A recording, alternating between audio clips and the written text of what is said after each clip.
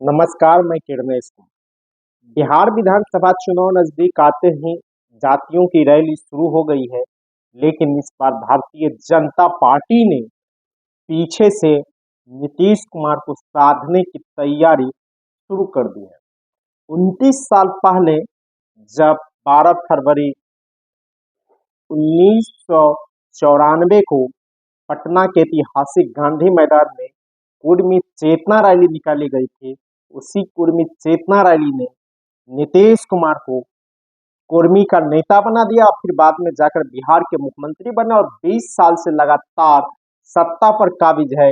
लेकिन इस बार वह रैली भारतीय कम्युनिस्ट पार्टी के विधायक सतीश कुमार ने आयोजित की। उसमें कुर्मी के बड़े नेता उस समय के सदानंद सिंह, भोला प्रसाद सिंह सहित कई बड़े नेता पहुंचे थे। बाद में नीतीश कुमार भी पहुंचे। लेकिन इस बार 2025 के बिहार विधानसभा चुनाव से पहले भारतीय जनता पार्टी के विधायक कृष्ण कुमार उर्फ मंटू पटेल कुर्मी एकता रैली आयोजित करने जा रहे हैं, वह भी 19 फरवरी को। इसमें उनका दावा है कि सभी पार्टियों के लोगों को बुलाया गया है, लेकिन जो भीतर से खबर आ रही है उसके पीछे भारतीय जनता पार्टी लगी हुई है और नीतीश कुमार को बताना चाहती है कि कुर्मी तुम्हारे साथ नहीं, मेरे साथ ही है। और एनडीए में इस तरह की लड़ाई शुरू हो गई। दूसरी तरफ कोयरी आक्रोश रैली भी 23 फरवरी को पटना के गांधी मैदान में आयोजित है और इसके पीछे भी बड़ा बैकअप कहा जा रहा है। एक तरफ कोयरी का नेता बन रहे फिर रहे थे सम्राट चौधरी, दूसरी तरफ उपेंद्र कुशवाहा अपने को कोयरी का नेता कह रहे थे। लेकिन दोनों नेताओं ने अपनी जाति का वोट का ट्रांसफर 2024 के लोकसभा चुनाव में नहीं करा पाए। 2024 के लोकसभा चुनाव में महागठबंधन ने कोयरी कुर्मी के 6 उम्मीदवार को चुनावी दंगल में उतार दिया था। इसमें से एक उम्मीदवार अभय कुशवाहा राजद के टिकट पर औरंगाबाद से जीतने में सफल रहे, जो औरंगाबाद बिहार का चित्तौड़गढ़ कहा जा रहा था, जहां से लगातार राजपूत जाति के लोग ही जीतते रहे थे। उस चित्तौड़गढ़ में अभय कुशवाहा ने जीत दर्ज की। राजद ने औरंगाबाद से अभय कुशवाहा को, उजियारपुर से आलोक मेहता को, नवादा से श्रवण कुशवाहा को और मुंगेर से कुमारी अनीता को चुनावी दंगल में उतारा था। अनीता देवी अशोक की पत्नी है। खगड़िया से संजय कुमार सीपीएम के कैंडिडेट थे और पूर्वी चंपारण से राजेश कुशवाहा को उम्मीदवार बनाया था। राजेश कुशवाहा पहले राजद में ही थे और केसरिया से विधायक भी रह चुके हैं, तो इसका डर भी कहीं न कहीं एनडीए को सताने लगा है। हालांकि यह खेला 2023 के जातीय जनगणना रिपोर्ट के बाद हुई है। बिहार में कोयरी की आबादी 4.21% है, जबकि कुर्मी की आबादी 2.87% है। बिहार की जो मौजूदा सरकार है नीतीश कुमार की, इसे लवकुश का सरकार कहा जाता है, यानी कोयरी कुर्मी की सरकार कहा जाता है। लेकिन अब नीतीश कुमार की सरकार के खिलाफ ही कोयरी कुर्मी की रैली आयोजित होने लगी है। एक तरफ कुर्मी कोयरी जन आक्रोश रैली आयोजित हो रही है, तो कुर्मी की एकता की संदेश दिया जा रहा है। इससे पहले 2 दिन 10 से 11 फरवरी को नालंदा के राजगीर में कुर्मी का एक बड़ा कन्वेंशन आयोजित 2 दिवसीय हुआ। इसके पीछे भी बिहार विधानसभा चुनाव को ध्यान में रखकर कहा गया कि आयोजित किया गया। और 9 फरवरी को पटना के ऐतिहासिक गांधी मैदान में दो बड़ी एक धोबी अधिकार रैली आयोजित की गई, तो दूसरी तरफ मिलर स्कूल ग्राउंड में तेली हुंकार रैली आयोजित की। तेली हुंकार रैली में नेता प्रतिपक्ष तेजस्वी प्रसाद यादव भी पहुंचे थे और उन्होंने हुंकार भरी। इसके अलावा अति पिछड़ा वोटों की गोलबंदी के लिए राजद ने कर्पूरी ठाकुर की जयंती के मौके पर 24 जनवरी को फुलपरास में बड़ा कार्यक्रम आयोजित किया था। वही पुण्यतिथि के मौके पर सीतामढ़ी में भी बड़े कार्यक्रम राजद ने आयोजित किए हैं। एक तरफ से कहा जाए कि पिछड़ों की गोलबंदी के लिए राजद लगा हुआ है, अपनी ओर आकर्षित करने में लगा हुआ है, तो बिहार में जातियों की गोलबंदी भी शुरू हो गई है।